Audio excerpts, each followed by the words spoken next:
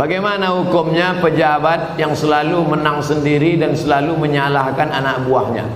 Ini bukan pertanyaan, ini balas dendam. Ini sakit hati dia.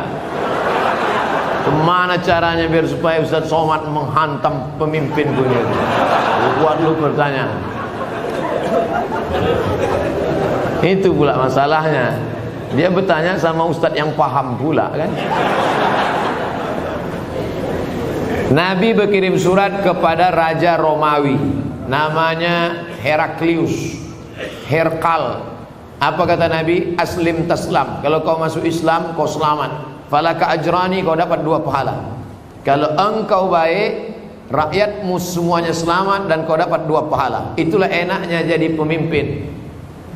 Karena kalau dia baik, rakyatnya baik, dia dapat 2 pahala. Tapi kalau kau tidak baik, falaka dzambul arisiyin. Semua dosa anak-anak buahmu kau ikut menanggungnya.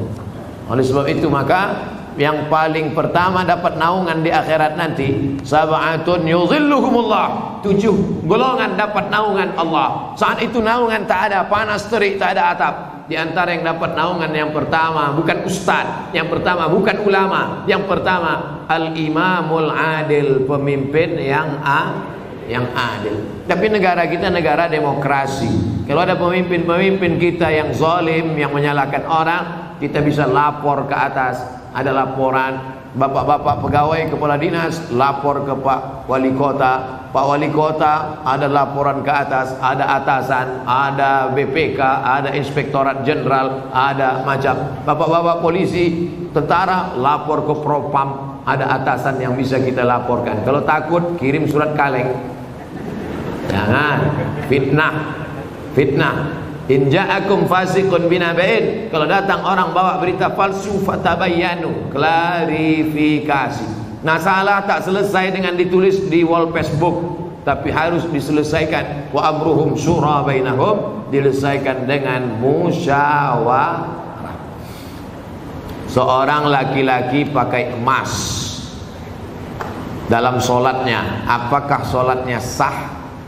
Emas itu bukan babi, kecuali dia membawa rantai babi, baru Arab. Emas tidak. Emas kalau dipegang, wudhu kita tak batal, solat kita pun tak batal. Tapi Nabi mengharamkan pakai emas. Ini mesti dipahami. Emas kalau kita masukkan ke kantong, dibawa solat, Allahu Akbar, solat sah. Tapi memakai cincin emas haram. Bapak-bapak yang pakai cincin emas, buka sekarang juga. Tak ada gunanya pengajian. Tak ada guna pengajian. Nantilah mubazir mengaji. Bapak-bapak yang sekarang pakai cincin emas, buka sekarang juga. Tak perlu tunjukkan, pelan-pelan aja dari bawah. Buka masuk. Balik dari sini, jual. Kalau batunya sayang, simpan. Mana tahu batunya zamrud, kecubung, permata, intan, simpan. Ambil batunya, ikatkan dengan perak. Cincin saya emas putih Pak Ustaz. Emas putih itu emas. Emas putih itu emasnya 80, nikelnya 5. Emas putih itu emasnya 80%, nikelnya 5%, peraknya 18%, peraknya 15%. Maka warnanya putih, tapi dia emas juga. Jadi kalau mau buat cincin, perak saja. Ini cincin perak. Batunya zamrud, asli. Mereknya Casio, Casio orang. Tak pernah saya beli. Kalau sempatlah saya beli sekian puluh juta, lalu kemudian anak yatim tak sekolah, neraka jahanam tempat saya. Bisa pula anak yatim tak sekolah, cincin kita 30 juta. Pak, minta makan Pak, belum makan pagi, kata anak yatim di lampu merah. Kita mau. Nauzubillah. Oleh sebab itu maka yang punya cincin emas, wahai Imam Syafi'i, kenapa laki-laki Islam tak boleh pakai cincin emas? Apa kata Imam Syafi'i? Robek hati orang miskin menengok cincin emas.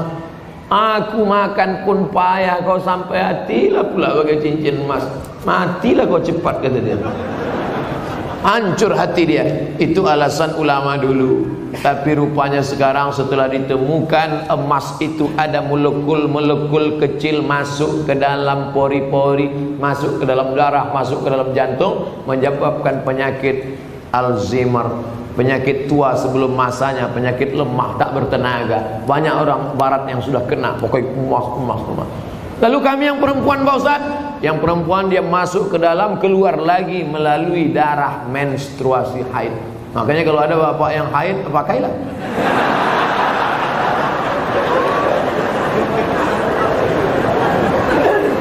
Saya selalu ketiduran, tak dapat sholat subuh. Orang yang tak sholat subuh karena ketiduran, ada hadisnya. Man nama, siapa yang tidur, walam yusalli, sampai tak sembahyang subuh, balas syaitanu fi uzuni, setan kencing di telinganya. Yang tadi tak sembahyang subuh, itu tertulis di sini, toilet setan.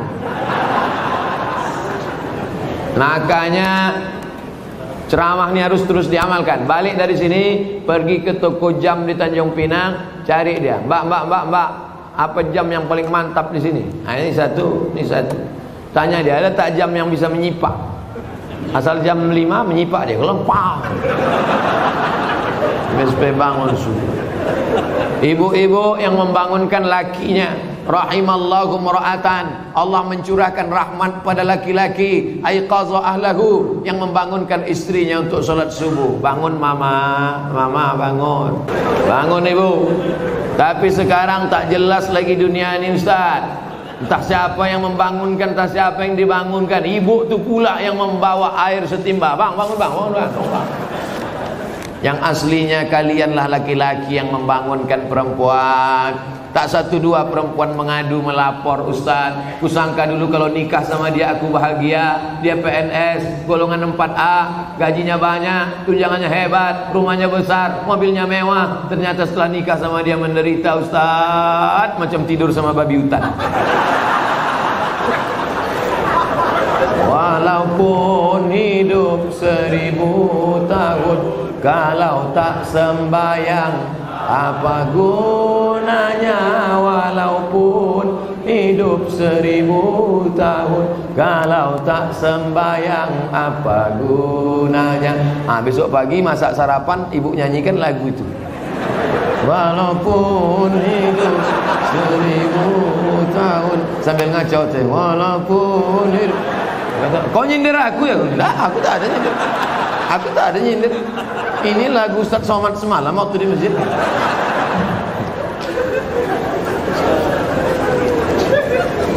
Ustaz, apa sah laki-laki sholat di rumah tapi tak di masjid? Laki-laki sholat di rumah, laki-laki solehah. Laki-laki sholat di masjid. Ini masjid kota Tanjung Pinang dibangun tapi tidak sesuai lagi dengan kota. Tidak sempat lagi bisa dilebarkan. Parkir sudah sulit, masyarakat sudah tertampung lagi. Makanya mesti dibangun nanti di lokasi yang baru, masjid yang lebih besar lagi. Amin. Yang ini tetap ramai, yang sana tetap ramai. Tengoklah, tak muat lagi orang sholat. Orang Tanjung Pinang ini kaya-kaya, tiang masjidnya emas. Ilaha illallah.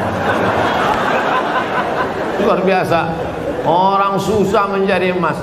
Laki-laki di Tanjung Pinang tak ada yang pakai emas, karena mereka mau menunjukkan kayanya bukan dengan cincinnya, tiang masjidnya emas. Hebatnya lagi di Tanjung Pinang, walaupun tiang masjidnya emas, tapi jendelanya tak pakai kosen. Menunjukkan apa? Aman. Tanjung Pinang aman, tak ada pencuri. Kadang-kadang kita masuk ke salah satu masjid, kotak infak dicor. Kotak infak pakai rantai besi, pakai gembok. Di sini aman. Coba tengok masjid, lampunya pula macam lampu Masjid Nabawi. Luar biasa, hebat. Entah emas tak kuningan.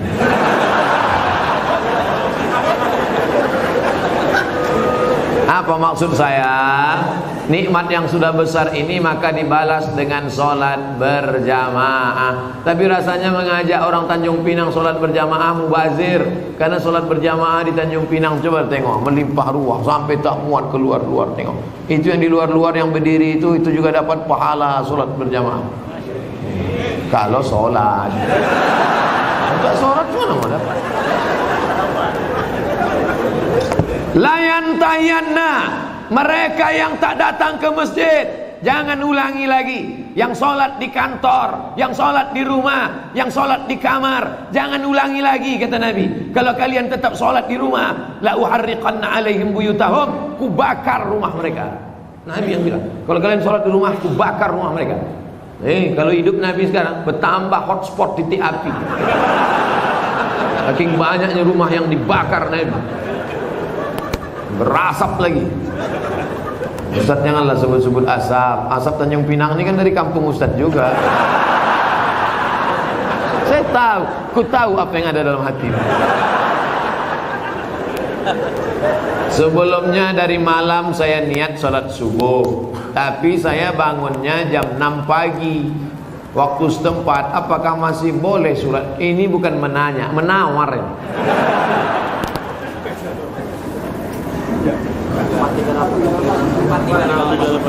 Subuh 4.38. Imsak subuh, zuhur, asar, maghrib, isya. Maghribnya jam. Kalau maghribnya jam 6:04, kalau maghribnya jam 6:04, kurangi 15 menit. Begitu cara mengukur isyraq. Boleh sholat sunat isyraq itu 15 menit lewat syuruk. Syuruk matahari terbit. Syuruk matahari terbit. Jadi kalau begitu, syuruk matahari terbit di Tanjung Pinang jam 5.50 tambah 15 menit baru boleh sholat sunat isyraq jam 6:05. Itu jam kita ini imsak ada tapi isyraq tak ada. Cara mudah untuk isyraq, tengok maghribnya. Jam berapa maghribnya, begitu boleh isyraq. Kalau maghribnya jam 6:04, maka boleh sholat sunat isyraq jam 6 subuh lewat 5. 15 menit sebelum itu subuh sudah habis. Maka di Tanjung Pinang untuk saat ini subuh sudah habis jam 5.50. Kawan nih bangun jam 6. Ini kencing toilet setan juga. Oleh sebab itu jangan sampai tak sholat subuh. Bangun sholat subuh walaupun lambat jam 5.30, ada waktu 20 menit lagi, jangan langsung sholat subuh, tapi qabliyah subuh. Karena qabliyah subuh khairum minad dunya wa ma fiha.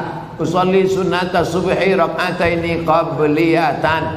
Rakaat pertama qul ya ayyuhal kafirun. Rakaat kedua qul huwallahu ahad. Baru iqamat, baru sholat subuh. Jangan tinggalkan qabliyah subuh. Jangan tinggalkan qabliyah subuh walaupun terlambat.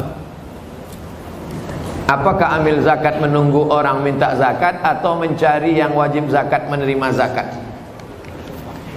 Khuz, ambil. Ambil zakat, khuz, ambil. Bukan, hai orang beriman, berzakatlah. Yang mau zakat silakan, yang enggak mau enggak apa-apa. Bukan begitu bunyi ayatnya. Khuz, ambil. Makanya yang punya jabatan kekuasaan buatkan perda, peraturan daerah, bayar zakat. PNS, ASN, perusahaan, BUMN bayar zakat ke Basnas. Yang tak mau bayar zakat tekan materi 6.000, siap dipindahkan ke sejauh mata memandang. Bisa apa tak bisa? Sudah, kata Pak Wali. Sudah diterapkan. Langsung zakat potong atas. Abdul Somad jadi tim sosialisasi zakat provinsi 5 tahun. Bayarlah zakat. Tak takut orang. Tak ada jabatan, tak ada kekuasaan. Tapi begitu bupati tanda tangan perda bayar zakat, langsung 10 miliar. Selama saya ceramah, yang paling besar zakatnya Aceh Barat, Meulabu, 15 miliar kabupaten. 15 M. Pas saya ceramah sana, saya tak tahu. Saya pun ceramah di kampung saya di Riau ada kabupaten 10 miliar. Mereka senyum-senyum. Pas makan, berapa tadi Ustaz? 10 saya bilang. Kami 15 kata. Dalam hati saya Abdul Somad akan datang kalau mau ceramah tanya dulu. Pastikan kita lebih besar. Maka saya ingat betul itu. Mau labuh itu 15 M dulu 4 tahun yang lalu. Sekarang lebih besar lagi.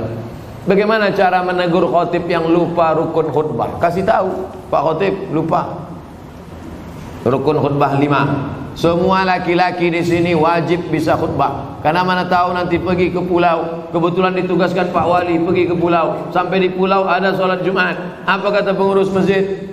Hari ini Jumat tidak jadi karena nggak ada khotib. Karena khotib mencret. Karena khotib demam. Maka PNS yang datang tadi berdiri, saya bisa jadi khotib.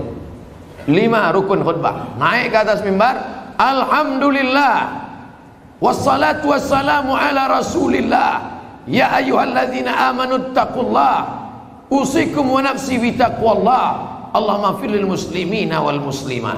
Duduk. Habis itu tegak lagi, alhamdulillah Allahumma salli ala sayyidina Muhammad ya ayyuhalladzina amanu taqullah usikum wa nafsi bitaqwallah Allahumma fir lil muslimina wal muslimat. Dah, umat. Rukun khutbah cuma 5. Alhamdulillah, salawat, ayat, wasiat takwa, doa. Alhamdulillah, salawat, ayat, wasiat takwa, doa. Selesai sholat, Bapak dari mana? PNS Tanjung Pinang. Kok pendek kali rukunnya? Aku masih syukur bisa, kau tak bisa lagi.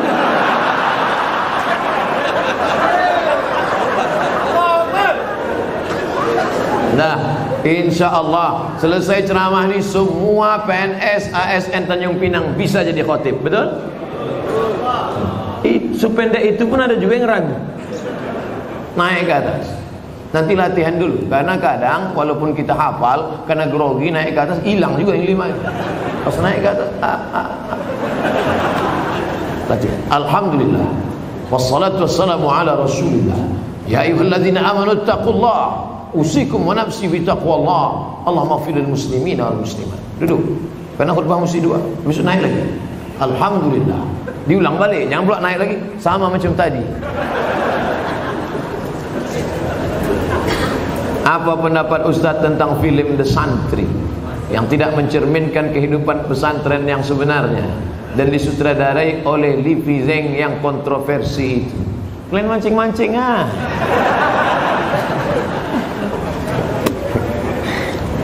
Udah banyak komentar udah. Ikuti aja yang udah ada tuh. Saya yang beban lama aja belum selesai lagi.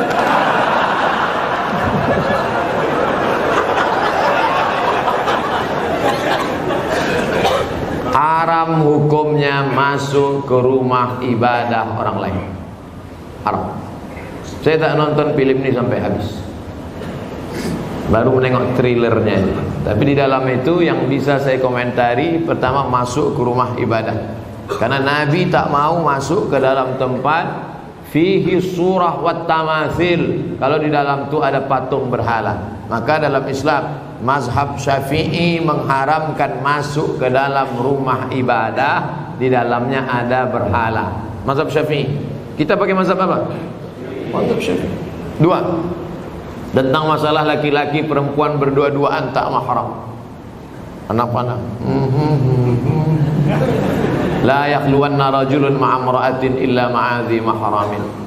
Oleh sebab itu maka kita jaga anak cucu kita dari perbuatan-perbuatan maksiat. Bahwa ada misi-misi sesuatu di balik ini semua, wallahu a'lam bishawab. Kita akan diminta tanggung jawab di hadapan Allah Subhanahu wa taala. Islam tak perlu diajari bagaimana berinteraksi sosial dengan saudara kita non muslim. Karena kita sudah lama bertetangga, apalagi orang Tanjung Pinang. Seandainya orang Tanjung Pinang ini ekstrim, tak akan ada orang Tionghoa di Tanjung Pinang, betul? Kita semuanya bisa menerima, siapapun yang datang semua bertetangga, berkawan, bersahabat. Tapi kalau sudah dalam masalah ibadah, ritual, tak ada tawar menawar. Wala ana abidum ma'abatum wala antum abiduna ma'abud lakum dinukum. Ini sekarang banyak yang tak bisa membedakan kebablasan, tak bisa membedakan mana toleransi, mana tolerasin. Harus bisa dibedakan. Jangan karena toleransi mengorbankan keyakinan akidah anak-anak kita. Nauzubillah. Dan orang-orang yang pernah di pesantren pun ketika menonton itu, ini bukan anak pesantren. Anak pesantren tak begitu. Bagaimana tanggapan Ustadz tentang disertasi Dr. Abdul Aziz mengenai seks pranikah?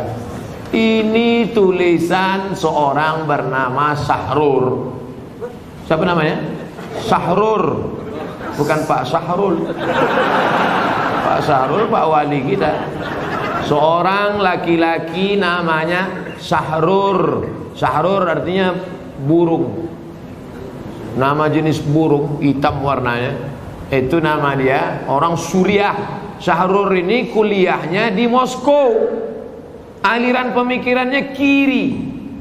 Apa itu maknanya kalau kiri? Komunis. Sahrur ini komunis. Sekolahnya di Moskow. Pulang dia dari Moskow, dibacanya Quran, dilepaskannya dari asbabun nuzul, dilepaskannya dari nasikh mansukh, dilepaskannya dari tafsir bil ma'thur, ditafsirkannya dengan pakai otak dia sendiri, dipakainya dengan ilmu bahasa. Pendekatannya dia selalu pakai bahasa. Makanya menurut Sahrur, aurat yang wajib ditutupi itu hanya yang berkerut-kerut saja, yaitu payudara dan kemaluan. Itu saja yang wajib ditutup, yang lain boleh dibuka. Sahrur ini sudah lama kontroversi. Tahun 90 dia sudah mengeluarkan buku itu, namanya Alkitab wal Quran. Cuman baru sekarang dipopulerkan, ditulis, dibawa ke kampus, lalu disidangkan, dan pada akhirnya menjadi kehebohan. Ingat, ada ilmu, tapi ada yang lebih tinggi daripada ilmu, adalah akhlak. Mana akhlak kita di hadapan manusia dan di hadapan Allah Subhanahu wa taala. Hai para cendekiawan-cendekiawan, jaga akhlak, karena keilmuan kita akan dituntut di hadapan Allah. Kira-kira apa efeknya? Mengeluarkan disertasi bahwa hubungan laki-laki perempuan, suka sama suka, tidak dianggap sebagai zina. Kira-kira apa efek positifnya terhadap umat? Tak ada. Semua agama di dunia ini mengharamkan zina. Agama apapun. Tanyalah kawan-kawan kita yang Tionghoa, Konghucu, tanya saudara-saudara kita yang Kristen, Katolik, tanya sama dia, apakah dibenarkan? Tidak. Tak ada satupun yang melegalisasi perbuatan zina. Na'udzubillah. Apa boleh ketika halangan saya tetap menjaga wudhu dan zikir yang biasa saya? Perempuan yang berhalangan boleh berwudhu, perempuan yang berhalangan boleh tetap berzikir. Yang tak boleh baca Quran, tak boleh baca Quran, tak boleh pegang Quran, tak boleh iktikaf di masjid, tak boleh tawaf, tak boleh solat, tak boleh puasa. Adapun berzikir tetap. Baca Quran yang ayat fungsinya sebagai doa boleh. Mana itu ayat sebagai doa? Naik kendaraan, subhanalladzi sakhkhara lana hadza wa ma kunna lahu muqrinin. Itu adalah ayat Quran, tapi fungsinya waktu naik kendaraan sebagai doa. Rabbana atina fid dunya, itu doa. Tapi dalam ayat Quran, maka fungsinya sebagai doa boleh. Apa hukum orang suka membid'ah-bid'ahkan orang lain, sementara perilakunya tidak memberikan contoh? Tak dikasihnya contoh bid'ahnya apa? Ada orang baca Yasin lalu dibid'ah. Kalian jangan baca Yasin lagi. Baca Yasin ini bid'ah. Jadi kalau ada orang membid'ahkan kami baca Yasin, cuman apa Ustaz? Baca aja terus sampai dia capek. Dua kemungkinan. Kalau dia capek, kita terus. Kalau kita capek, dia terus. Sekarang saya mau tanya, kalau ada orang membid'ahkan Bapak Ibu Yasinan, Bapak mau terus atau berhenti? Teruslah, nanti lama-lama dia capek. Kenapa tak kau bid'ahkan lagi orang Tanjung Pinang baca Yasin? Capek aku udah kusuruh tak juga berhenti. Yasin itu Quran apa tak Quran? Quran. Membaca Quran apa hukumnya? Wajib baca Quran. Kenapa cuma Yasin yang dibacanya? Yang lain dibacanya juga. Cuman Yasinnya ada keutamaan tersendiri. La tuqra'u fi amrin asirin illa yassarahu Allah. Kalau dibacakan pada perkara yang sulit, maka dimudahkan Allah. Sulit punya anak, baca Yasin. Sulit mau jumpa jodoh, baca Yasin. Sulit mengatasi masalah, baca Yasin. Sulit sakaratul maut, baca Yasin. Makanya kalau ada orang sakaratul maut, bacakan Yasin. Dua gendang ya. Kalau tak sehat, mati. Kadang laki-laki ini banyak marah sama bininya. Apa kau nih baca-baca Yasin aja? Bang, aku baca ini persiapan untuk abang juga. Nanti kalau bapak tu agak demam sikit aja, Yasin. Insya Allah bang, dua gendang ini bang. Kalau tak sehat abang gul. Pak Ustaz Abdul Somad mohon doakan putra kami Fatli bangsawan diterima di sekolah kedinasan Akmil Akademi Militer. Di akhir majelis kita doa. Ibunya bapaknya tiap malam baca Yasin. Selesai baca Yasin, ya Allah berkat kemuliaan surat Yasin ini diterimalah anakku hendaknya. Baca Yasin, habis baca Yasin. Dari mana dalilnya ini bisa kami tengok? Baca tafsir Ibnu Katsir. La muqaddimah surat Yasin, tafsir Ibnu Katsir, la tuqra'u fi amrin asirin illa yassarahullah. Kalau dibacakan pada perkara yang sulit, susah, dimudahkan Allah. Saya kuliah sudah 4 tahun, tapi masih semester 4. Harusnya sudah semester 8. Saya tak bisa lanjut karena kampus saya tak lengkap peralatannya. Oh, bukan salah dia. Oke, jangan mudah kita suuzon. Harusnya di semester 5 ini saya ujian dan praktek. Saya galau Pak Ustadz, umur sudah 25 tahun. Kapan lagi saya mau menyenangkan keluarga dan menjadi mandiri? Mohon bimbingannya Pak Ustadz. Pindah aja kampus lain. Apa dipertahankan sih? Jangankan kau, kami pun membacanya galau. Apa 4 tahun? Pindah kampus lain. Banyak universitas berserak-serak di Kepulauan Riau. Susah dipertahankan situ. Yang perlu dipertahankan itu sehidup semati denganmu, Mas. Itu kalau nikah. Kalau sama kampus apa pula sehidup semati? Biar kampus itu mati. Ketika sholat subuh saya lupa baca kunut. Setelah salam saya baru teringat. Apa yang perlu saya lakukan Pak Ustaz? Sujud sahwi kalau engkau mazhabnya Syafi'i. Sami Allahu liman hamidah. Allahu akbar. Tak akan bangkit lagi ke atas. Terus saja sujud. Rabbi fili warhamni wajburni warfa'ni warzuqni wahdini wa'afini wa'afani. Allahu akbar. Subhana rabbil a'la bihamdi. Allahu akbar. At-tahiyatul barakatuh salawatu. Sebelum salam sujud. Allahu akbar. Subhana man la yanamu wa la yashu. Maha suci Allah yang tak tidur, yang tak lupa. Allahu akbar. Duduk lagi. Sujud lagi, sujud 2 kali. Allahu akbar. Subhana man la yanamu wa la yashu. Allahu akbar. Baru salam. Assalamualaikum warahmatullah. Begitu juga jadi imam. Imam lupa doa kunut dalam mazhab Syafi'i, sujud sahwi. Kalau imam sujud sahwi, saya ikut tak apa? Ikut. Ini banyak juga makmum tak ikut. Imam sujud sahwi, dia diam aja. Pas salam, kau kenapa tak sujud sahwi? Yang lupa kan dia, aku tidak. Nak ikut imam. Ju'ilal imam liutamma bih. Yang tak baca kunut tu mazhab apa Pak Ustaz? Hambali. Hambali sama Hanafi tak ada kunutnya. Makanya di Masjidil Haram waktu Bapak Ibu umrah kemarin ada pakai kunut subuh. Tidak. Masjidil Haram tak pakai kunut subuh karena imamnya mazhabnya Hambali sejak tahun 1924. Sejak 1924 mazhabnya Hambali. Sebelum itu Makkah itu mazhabnya Syafi'i. Terjadi revolusi King Abdul Aziz. Yang sekarang ini Salman bin Abdul Aziz menggantikan abangnya Abdullah bin Abdul Aziz, menggantikan abangnya Fahad bin Abdul Aziz, menggantikan abangnya Khalid bin Abdul Aziz, menggantikan abangnya Faisal bin Abdul Aziz, menggantikan abangnya Su'ud bin Abdul Aziz, menggantikan ayahnya King Abdul Aziz. Jadi sejak Abdul Aziz geng ini aja dia bermazhab Hambali. Sebelum itu dulu mazhabnya Syafi'i. Dulu mazhab paling besar di Makkah itu mazhab Syafi'i. Nama orang yang terakhir menjadi penguasa Makkah keturunan Nabi Muhammad namanya Syarif Aunur Rafiq. Aunur Rafiq. Aun pertolongan, Rafiq Allah SWT. Aunur Rafiq pertolongan Allah SWT. Saya telah selesai subuh. Setelah itu datang orang ngajak sholat lagi. Apakah boleh saya sholat lagi Pak Ustaz? Ngajak-ngajak makan lah. Ngajak sholat. Kata orang sekarang, kalau ngajak-ngajak makan lah, apa pula ngajak sholat? Apakah ada tradisi zaman sahabat Nabi ngajak sholat? Ada. Hadisnya sahih, sahih. Nabi sholat di masjid. Selesai Nabi sholat di masjid, Nabi pulang. Sahabat tadi tak pulang, dia tetap di masjid. Lalu kemudian ketika dia sedang duduk, datang orang kampungnya terlambat sholat. Kata orang kampungnya, kami ingin sholat lagi tapi ingin ngambil berkah kau jadi imam. Maka dia jadi imam, diulangnya sholat sekali lagi. Apa pelajaran dari sini? 3. Pertama, bahwa kita boleh sholat 2 kali. Sholat pertama menggugurkan kewajiban. Sholat yang kedua mencari fadilah, keutamaan. 2. Bahwa imam boleh sholat sunat, makmumnya sholat Karena dia yang pertama tadi sholat wajib, yang kedua itu sholat dia terhitung sholat mencari fadilah sunat, sedangkan makmumnya sholat wajib. Itulah dalil dalam mazhab Syafi'i, boleh imamnya sholat sunat, makmumnya sholat wajib. Masuk kita ke masjid, ada nampak orang sholat, kita tepuk bahunya, kita pun sholat. Selepas sholat salam, assalamualaikum warahmatullahi wabarakatuh. Mohon maaf ya dek, tadi saya sholat tahiyatul masjid gitu.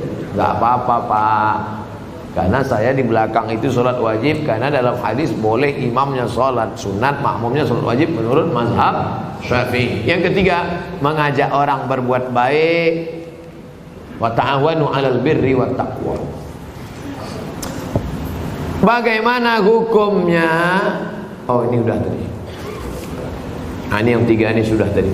Di akhir majelis mari kita sama-sama berdoa kepada Allah Subhanahu wa taala, mudah-mudahan kita istiqamah dan mati dalam keadaan husnul khatimah. Selama bekerja sebagai PNS ini dijadikan Allah segala amal kita ini bernilai ibadah. Ala hazihin niyya wa kulli niyatin salihah. Al-Fatihah. أعوذ بالله من الشيطان الرجيم بسم الله الرحمن الرحيم الحمد لله رب العالمين الرحمن الرحيم مالك يوم الدين إياك نعبد وإياك نستعين اهدنا الصراط المستقيم صراط الذين أنعمت عليهم غير المغضوب عليهم ولا الضالين آمين اللهم صل على سيدنا محمد وعلى آل سيدنا محمد Allahumma inna natawassalu ilaika bijahi nabiyika Muhammad sallallahu alaihi wasallam bi Fatihah. Kami bertawassul kepada Engkau ya Allah dengan kemuliaan surat Al-Fatihah, dengan kemuliaan Nabi Muhammad sallallahu alaihi wasallam. Antaj'al hadzal balada baladan aminan mutmainnan ya'ti rizquhu min kulli makan. Jadikan Tanjung Pinang negeri yang aman, damai, terbuka pintu rezeki dari laut dan daratan ya Allah. Allahumma in kana rizquna fis sama' fa'anzilhu. Kalau rezeki kami masih tergantung di langit, turunkan ke Tanjung Pinang ya Allah. Wa in kana fil ardi fa'akhrijhu. Kalau masih tertanam dalam tanah, keluarkan ke hadapan kami ya Allah. Wa in kana ba'idan faqarribhu. Kalau dia masih jauh, maka dekatkan ke kampung halaman kami ya Allah. Allahumma ja'alil a'malana ibadatan lana. Jadikan aktivitas kami masuk kantor, bekerja setiap hari itu bernilai ibadah, ikhlas karena Engkau ya Allah. Allahumma waffiqna lima tuhibbuhu wa tardah. Tanamkan taufik hidayahmu ke dalam hati kami, pemimpin-pemimpin kami, sehingga kami dapat beramal dengan amal Kau cintai dan Kau ridhai ya Allah. Allahumma khtim lana bi husnil khatimah. Tutup umur kami dengan husnul khatimah. Wa la taqtim alaina bi su'il khatimah. Jangan tutup dengan su'ul khatimah. Allahumma waffiqna lima tuhibbuhu wa tardah wa taj'al abna'ana wa banatina min huffazil Qur'an wal hafizat. Jadikan anak-anak kami di Tanjung Pinang ini menjadi anak-anak berbakti dan para penghafal Al-Qur'an. Allahumma arhamna bil Qur'an. Turunkan rahmatmu kepada kami dengan kemuliaan Al-Quran. Waj'alhu lana imama wa nura wa huda wa rahmah. Jadikan Quran sebagai pembimbing, penerang, pencahaya, pemberi hidayah bagi kami ya Allah. Allahumma ja'alil Qur'ana rabi'a qulubina. Jadikan Quran sebagai penenang hati kami, wa dhihaba husnina wa humumina wa humumina. Jadikan Quran sebagai penghalau gundah gulana susah hati kami.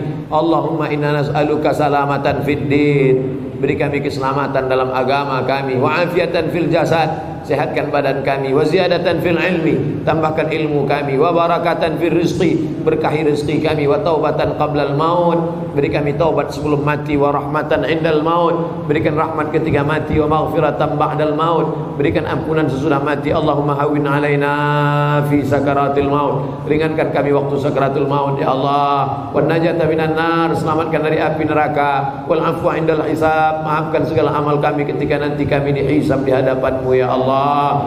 Allahumma ansurna 'alal qaumil kafirin, tolong kami menghadapi orang kafir. Wansurna 'alal qaumil zalimin, bantu kami menghadapi orang zalim. Wansurna 'alal qaumil munafiqin, tolong kami menghadapi orang-orang munafik ya Allah. Ya muqallibal qulub, Engkau yang membolak-balikkan hati, sabit qulubana, kokohkan hati kami ala dinik dalam agamamu, wa ala ta'atik dalam ketaatan kepadamu. Allahumma faqihna fid din, dalamkan ilmu agama kami, wa 'allimna ta'wil, ajarkan kami pemahaman yang benar. Rabbana atina fid dunya hasanah wa fil akhirati hasanah wa qina adzabannar. Wa sallallahu ala sayyidina wa maulana wa syafi'ina Muhammad wa ala alihi wa sahbihi wa sallam, walhamdulillahi rabbil alamin. Taqabbalallahu minkum, taqabbal ya karim.